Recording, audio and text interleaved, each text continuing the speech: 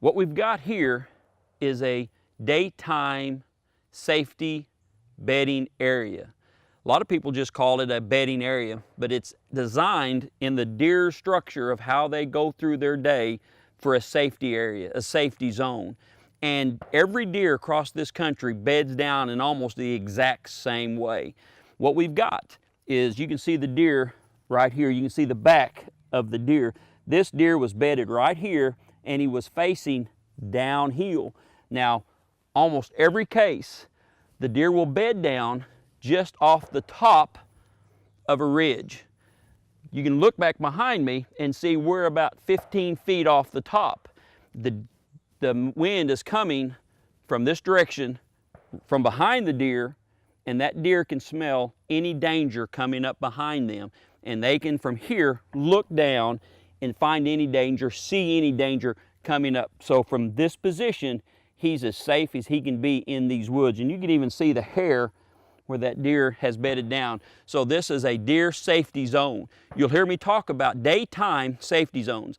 This is where they'll bed down during the daytime, in the timber, in the woods, just below an elevated hill. One of the advantages of knowing when the deer are going to move using the moon position is you can decide on how to hunt these type areas. So if you're going to hunt, say, between 1, 2, 3 o'clock in the afternoon and the deer are bedded down, because that's what the moon's telling the deer to do, then you have to stalk this area, slow walk this area. Remember, you can't be behind him up on that ridge. If you're walking along the top of the ridge, he's going to know you're there long before you get to him. Or if you walk up from the bottom, he's going to know you're there. So what you do is you go parallel. Take about 15, 20 feet off the top of a hill and slowly ease parallel, looking in front of you, 100 yards, 80 yards.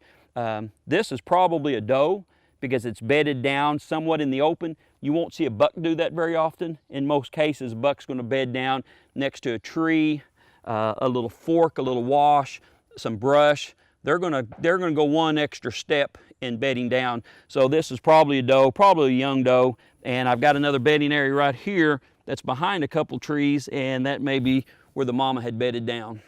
Now, if you're going to hunt these deer when the moon has told them to get up, you're going to have to be finding a feeding lane, so they'll get up and they'll start moving because the moon's told them to feed, and you're going to be hunting a feeding lane fairly close to this area. So that's the two ways to hunt this using the moon position to be successful.